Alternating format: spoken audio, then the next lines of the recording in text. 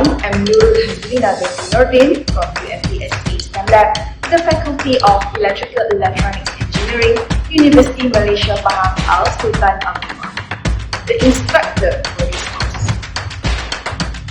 Welcome to the first course in the Micro-Credential series, Learning Python through Slider Game Development. This course serves as an introduction to the Python programming through an engaging hands-on approach, building a game.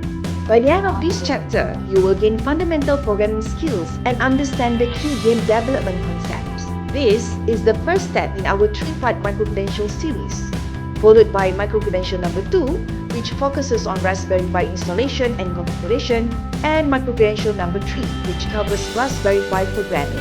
In this course, we will integrate Python programming with game development, giving you a hands-on experience in building a functional game from scratch.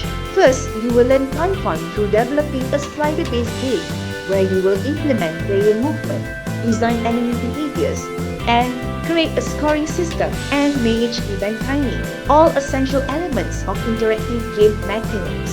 Along the way, you will apply core programming concepts such as defining functions, managing control flow with loops and conditions, and handling real-time events. By the end of this course, you will have a strong foundation in Python programming and practical experience in game mechanics, equipping you with the skills to develop more complex interactive applications. There are 5 chapters in this course. Let's go through the outline for each chapters. Chapter number 1 is Introduction to Game Development. In this chapter, we will introduce the fundamentals of game development, starting with the basic game overview, followed by an introduction to Tony IDE. You will also learn about how pixels and colors are represented in Python. The key programming concepts covered include understanding the development environment and its interface, and exploring how pixels and colors are processed in game graphics. By the end of this chapter, you will have a foundational understanding of game elements and how they are managed in Python. Chapter number 2 is Game Window and Player Setup. Now that we have an understanding of game development basics, we will move on to setting up the game window and defining the player. In this chapter, you will learn how to create and configure the game window and define and customize player attributes such as size, speed, and appearance. The key programming concepts covered include function definition and program initialization, using Python operators and expressions to control player, design, and movement. This chapter ensures that you have a playable game environment and a character that responds to input. Chapter number 3 is player movement and enemy behavior. Now that we have a game window and a player, we will implement movement control and introduce enemies. In this chapter, you will implement player control using keyboard inputs and define enemy behavior and interactions.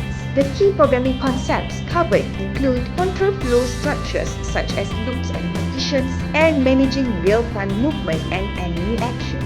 This chapter adds excitement to the game by allowing player interactions and introducing challenges. Chapter number 4 is Scoring and Game Mechanics. At this stage, we will enhance our game by adding a scoring system and refining game mechanics. In this chapter, you will implement a system to track player scores based on successful actions, introduce a game timer to regulate the pace of gameplay.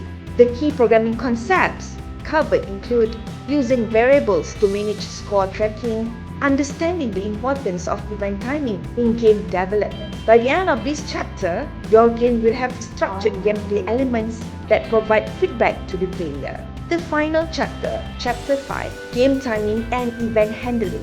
In this chapter, you will implement timing mechanism to control gameplay events, synchronize actions such as enemy movement and player interactions. The key programming concepts covered here is event coordination and the use of timers in programming. This chapter polishes the game experience by ensuring consistent movement and interaction.